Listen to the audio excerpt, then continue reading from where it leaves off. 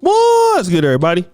It's your boy, O'Shea Duke Jackson, back at it again with another episode of the Celebrity Junk. Guys, I happened to watch eventually this interview, Eboni K. Williams, and it was a very interesting case study, if you will. I thought it was very fun to watch. And at this part, you know, Eboni K. Williams has always been a person that is telling black women to explore their options. If it's with babies, we've heard her say it with artificial insemination. And you will hear like a clip like this is going to be evident of that. Women are availing ourselves to all of the options that our hard work and circumstances currently afford us.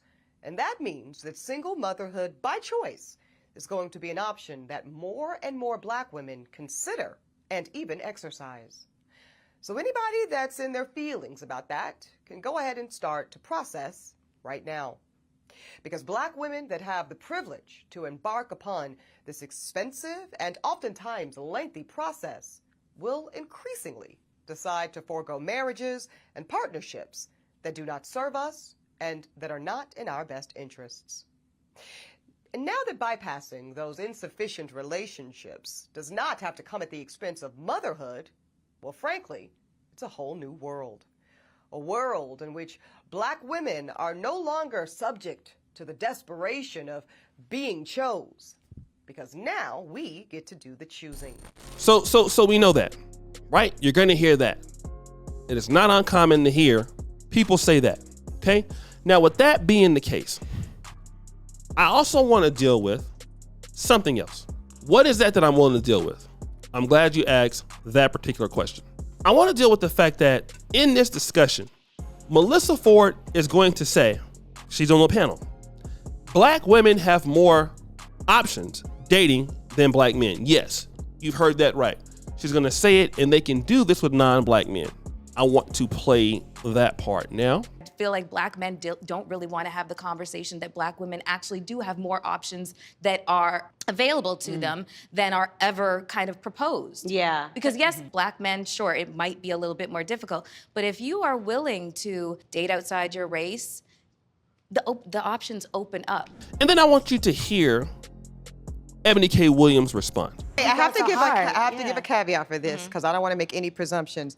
As somebody who has been very open and transparent about my dating within and beyond black men, I just want to say that that's not necessarily the savior complex that people think. Unfortunately, because I think when I have this conversation with black women who have never dated outside of black men, they often have a romanticized fantasy ideal about what that is, kind of like non-black men will save us, and I don't know, straight to Cam. And I know that's not what you're saying, right? But I do think like that was in the comments, right, of kind of my bus driver gate. Well, sis, what they need to know is you can date non-black men, and you will still have many of the same perils because there are differences culturally, but men are men. Now, let us examine this because this is something that needs to be talked about. Let us examine this, shall we? What we hear Eboni K. Williams saying to Melissa Ford is white men are not the answer, all right? You're going over here saying that white men are the answer. They are not. Let me explain why. I would like to discuss why. First of all, these ladies fail to realize that white men are the number one group of sought after men on planet Earth. The black man would probably be number two, especially in the States. So then what I would want to know, do you honestly believe, or do you absolutely think that the white man is just sitting up waiting on, just minority women? Some may that like black women, but what happens is when you're a white guy, and let's say for example you come to Africa, a lot of the white guys have opportunities that you black women want. You don't want the broke white guy. You'd want a good looking white guy, all right? You would want a rich white guy. You would want a white guy doing very well, white man doing very well. Question then becomes, what does he gain for, let's say, okay, jumping out of his race to come and deal with you?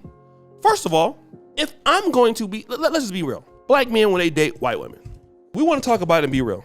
White women, for black men, There are some brothers who like the whole colorism thing and, you know, they're white.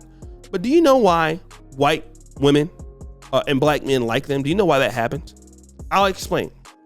Black men will date white women simply because they feel that white women will do something that black women won't or refuse to do. All right? That's just the plain truth. Okay? That would be that's the only reason why black men are really considering white women, usually. Because white women are going to be doing something for them, whether it's more femininity, whether it's more, being agreeable, something like that. That's why they're going to, even indulge in that. So now, here's a situation. For the white women that the white men have an opportunity with, are you going to be doing more for the white man than what the white woman would do for him? Or what the Asian woman would do for him? Or the Latino woman? Like a lot of the black women don't look at it from the opposite side. You're looking at it for what you want. You're looking at it for what you need. You're looking at it for what you desire. Are you looking at it, okay? Are you looking at it for how he desires it? And I guarantee you they don't see it that way. Well, we can go get a white man. Okay, so the white man is going to just say, you know what? For my other opportunities, let me stop and just deal with you. And typically we know how you treat one particular race of guy is how you treat the others. Like if you don't want to cook for black men, or if you don't want to do this for black men, well then what makes you think you're gonna do it for them? And that's why a lot of times the black women relationships with white men, they can last, but white men, from what we've seen, would choose the other groups of ladies over them. And it's not because I think it's a beauty thing or whatever. It's because of a culture kind of thing. Also, we have to look at what does a white man have to give up explaining why he has a black woman. I know we want to say that racism doesn't exist anymore. It's kind of over and done with. But I'm gonna be honest. If I were to bring a white woman home, somebody's gonna be upset. You gotta believe that a white mother and a white father, you bring a black lady home, they may not be racist, but they're gonna be, oh, wait a minute, like, why don't you feel like you can get somebody in our community? So typically you would need to be better. Like I'm living in Africa. If I want to marry a woman from Kenya or Uganda or Tanzania, what's the number one rule? I need to be better than them, than their own man. Okay? But here's something on the flip side. They would have to be better than somebody in my community for me to pick someone over an African-American lady in general. It ain't just what I am better than, what you desire. You have to be what you're looking for. And Melissa Ford, and I don't want to make this against her because, I'm just dealing with her position, but some guys will say, look, where's her white man or Ebony Kennedy? Do you understand what I'm saying? And so what is this reason why a lot of sisters who say this, who are beautiful, who've had the opportunity, why don't they get it? Because they have not thought about adding value to these men in ways that men feel like they need to have that value for. So guys, what do you think? It's your boy, Shady Jackson. Back at it again. The episode of The Celebrity Junk. Pretty sure for you, just heard the bell. We're out.